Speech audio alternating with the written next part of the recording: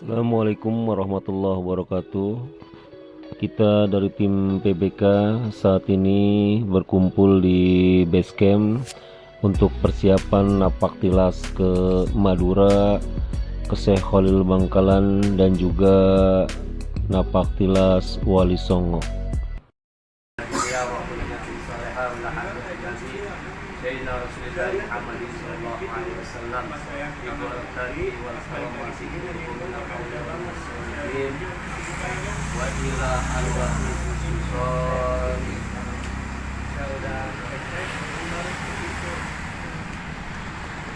اللهم انزل رحمة والمغفرة من أهل القبور من أهل لا إله إلا الله محمد رسول الله صلى الله عليه وسلم أن الله يقبل.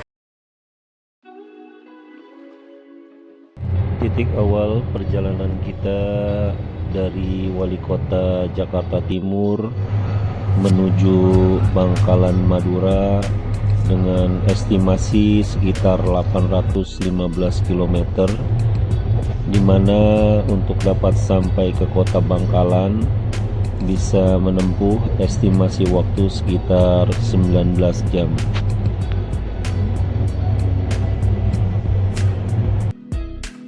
Saat ini kita menggunakan travel yang mana rute kita Jakarta, Cirebon, Semarang, Grobogan, Bojonegoro, Surabaya, Bangkalan.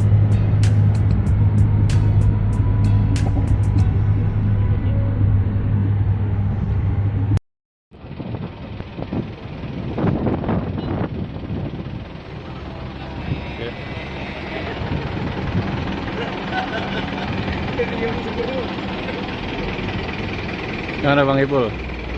Posisi di mana nih? Di perbatasan Sragen, Sragen. Kira-kira ke Syekh Khalil berapa jam lagi? kurang lebih 3 jam lah. 3 jam ya? Ya, semoga lancar ya.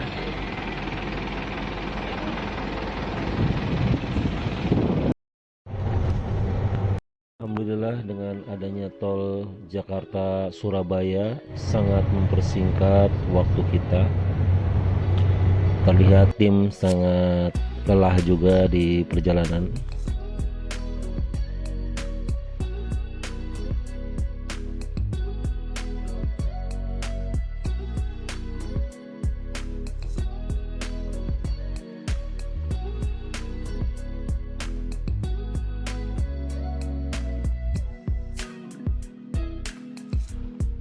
Kita sudah sampai di Surabaya sebagai salah satu kota terbesar di Jawa Timur yang menyuguhkan banyak wisata alam yang memukau.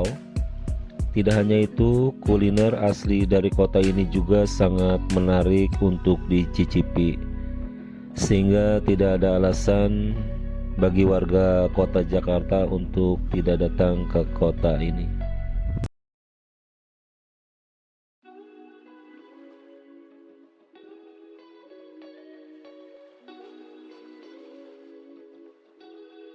Alhamdulillah, kita sudah sampai di Jembatan Nasional Suramadu, yang mana jembatan yang melintas Selat Madura yang menghubungkan Pulau Jawa di Surabaya dan Pulau Madura di Bangkalan, tepatnya timur Kamal Indonesia.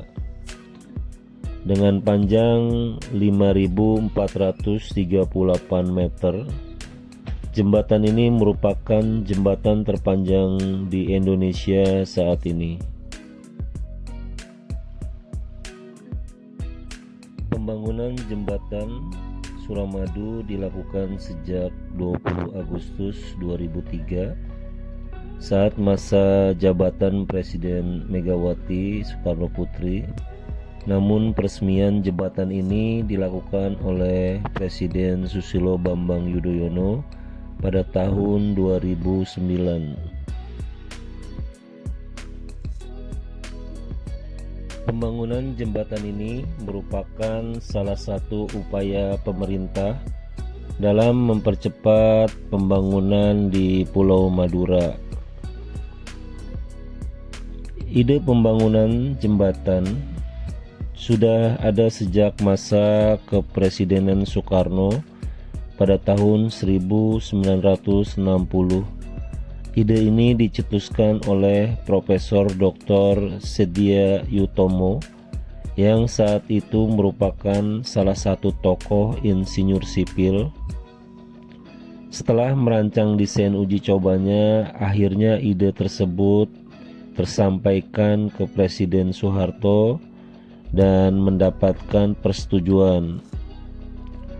Setelah itu, Presiden Soeharto menunjuk B.J. Habibie yang pada saat itu menjabat sebagai Menteri Riset dan Teknologi untuk meneruskan ide pembangunan jembatan Suramadu.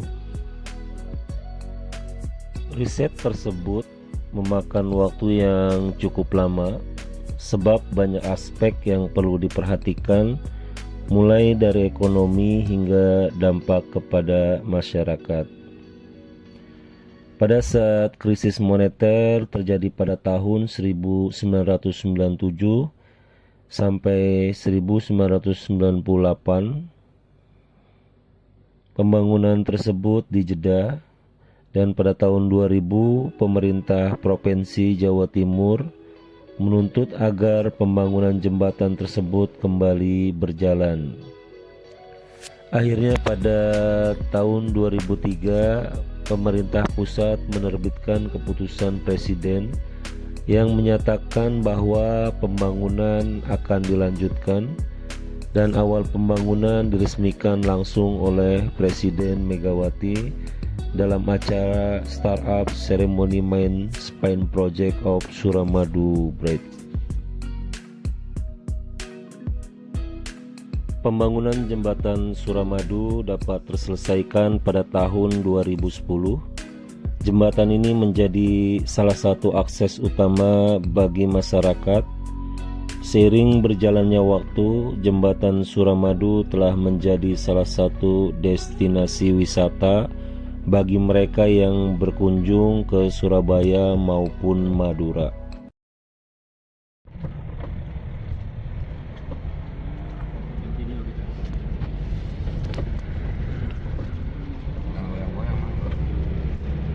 Bukan goyang-goyang.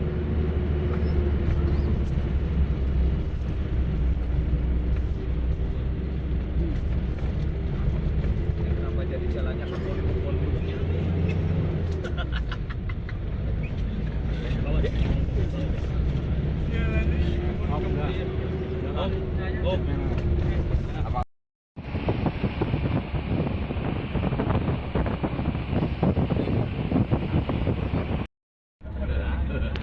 Assalamualaikum warahmatullahi wabarakatuh.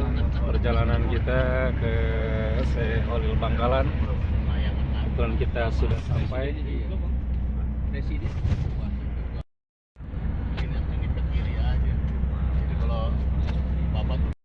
dengan sopo ini Kang?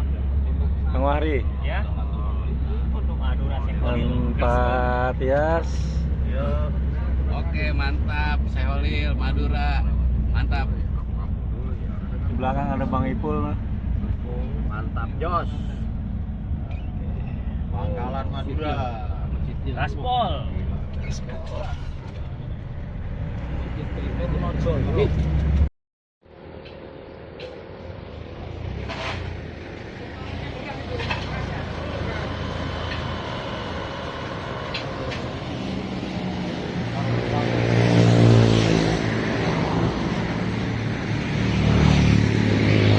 Mana Kang Wahri? Isi perut dulu. Thank you sebelum kita ziarah. Amin.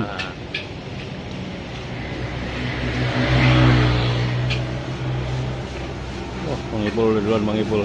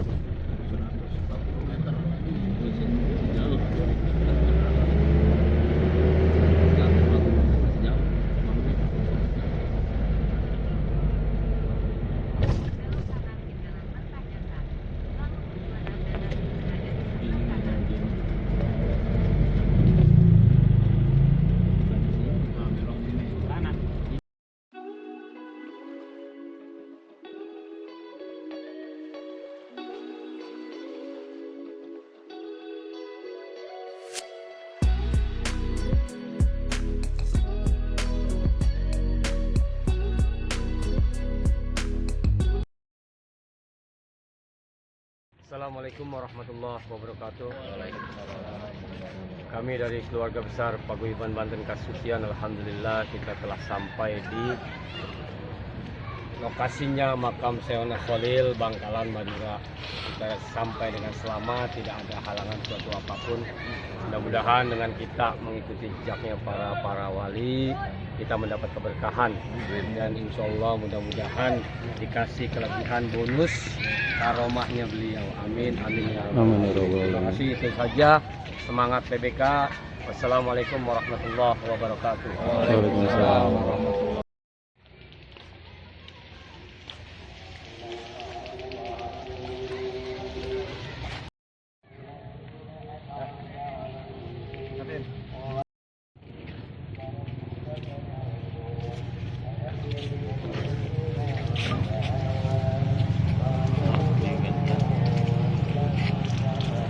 Warahmatullahi wabarakatuh. Sebelum kita ziarah, kita bersuci dulu.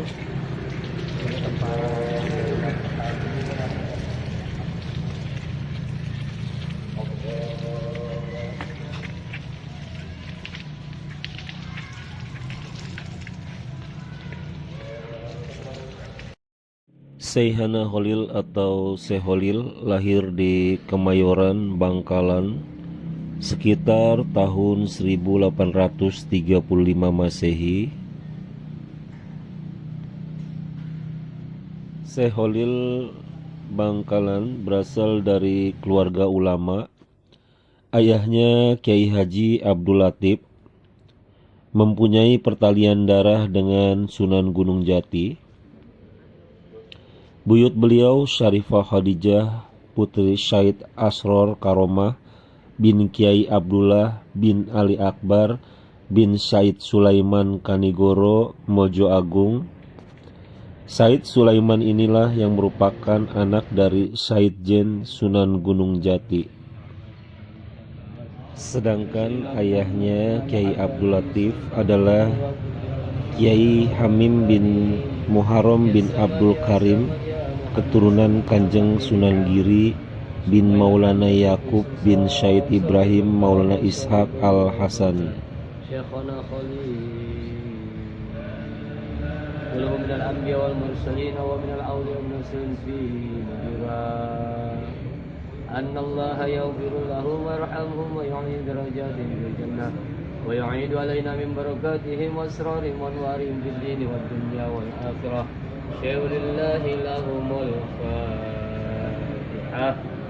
أعوذ بالله من الشيطان الرجيم بسم الله الرحمن الرحيم الحمد لله رب العالمين الرحمن الرحيم مالك يوم الدين إياك نعبد وإياك نستعين اهدنا الصراط المستقيم صراط الذين أنعمت عليهم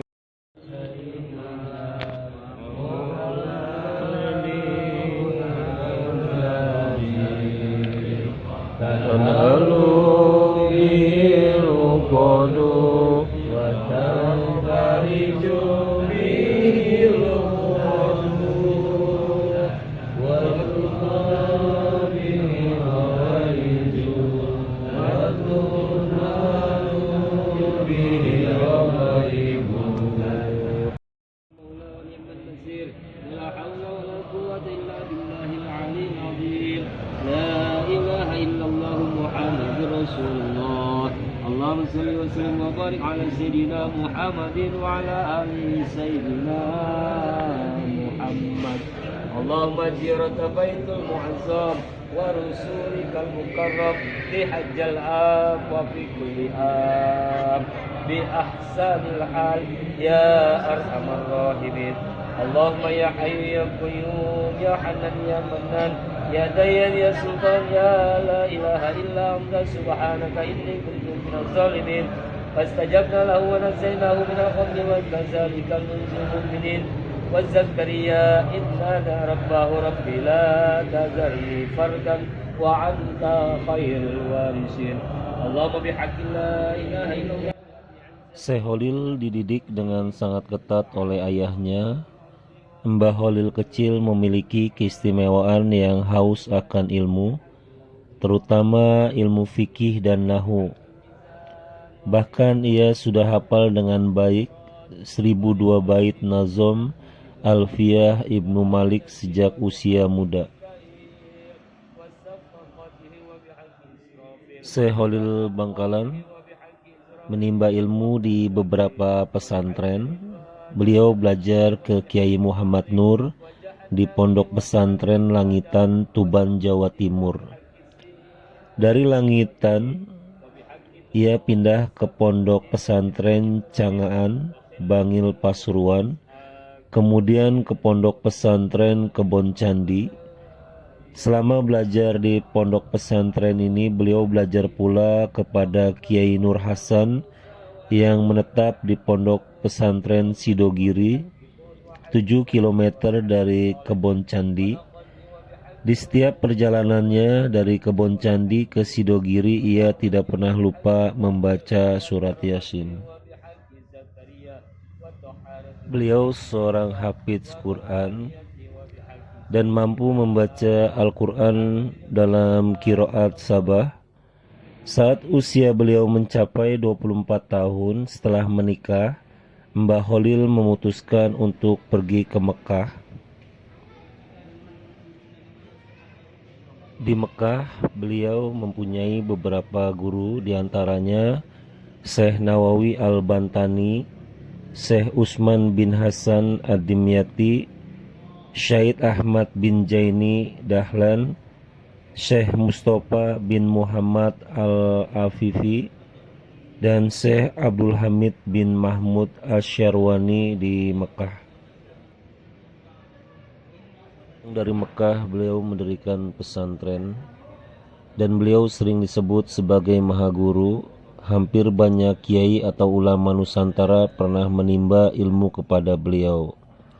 Seperti halnya Hadratus Syekh Hasyim Asy'ari, pendiri Pondok Pesantren Tebu Ireng, Kiai Haji Abdul Karim, pendiri pengasuh Pondok Pesantren Lirboyo, Kiai Haji Abdul Wahab Hasbullah Jombang, Kiai Bisri Samsuri Jombang, Kiai Maksum Lasem, Kiai Nawawi Sidogiri, Kiai Asad Samsul Arifin Situbundo, Kiai Jainil Munim Paiton Probolinggo, dan banyak lagi murid-murid beliau. Beliau pun menjadi salah satu ulama besar yang penting dalam perlawanan melawan kolonial Belanda dan konstruksi Islam Nusantara, sehingga eksistensi beliau dalam bidang agama, pendidikan, sosial, kemasyarakatan hingga politik dianggap sangat berpengaruh dan positif. Cukup sekian perjalanan kita di Madura, kita lanjut Sunan Ampel di Surabaya. Semoga bermanfaat. Wassalamualaikum warahmatullahi wabarakatuh.